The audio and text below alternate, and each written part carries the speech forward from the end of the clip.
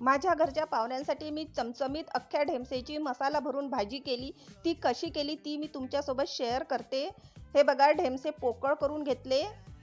ह्या प्रकारे वरून झाकण अशा प्रकारे कापून घेतलं, वरून झाकण ठेवलं आणि शेंगदाणे भाजले। आता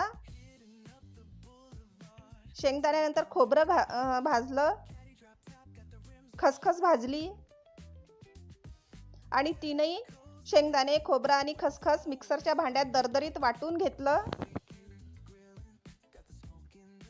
हे बघा, ह्या प्रकारे असं दरदरीत वाटून घेतलं।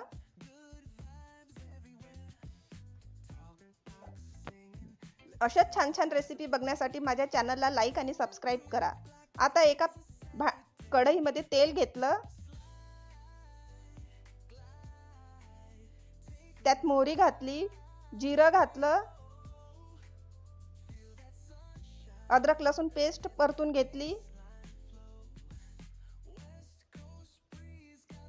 थोडा सावजी मसाला घातला आणि ते वाटण घातलं, खोबरं, शेंगदाणे आणि खसखस। आता तिखट घातलं, लाल तिखट 1.5 चम्मच घातला, हळद घातली, मीठ घातलं चवीपुरतं आणि छानपैकी परतून घेतलं। आता हा आपला मसाला तयार झाला ढेमस्यामध्ये भरण्यासाठी।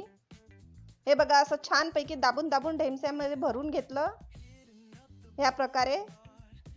आता एका भांड्यात तेल घेतलं, आता जास्त तेल घ्यायचं आहे बऱ्यापैकी। मोहरी घातली, जिरं घातलं,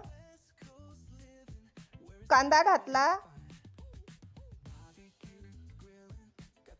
आणि परतून घेतला। थोडं अद्रक लसूण पेस्ट घातलं आणि कांदा गुलाबी रंगावर परतून घेतला।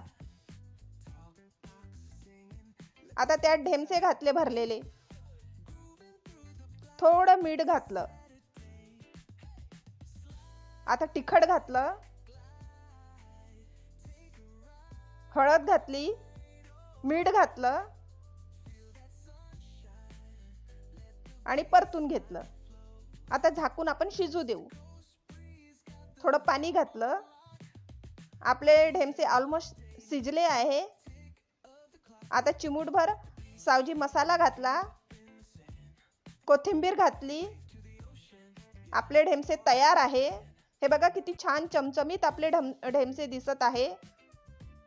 खूप छान झाले आहे आपले ढेमसे।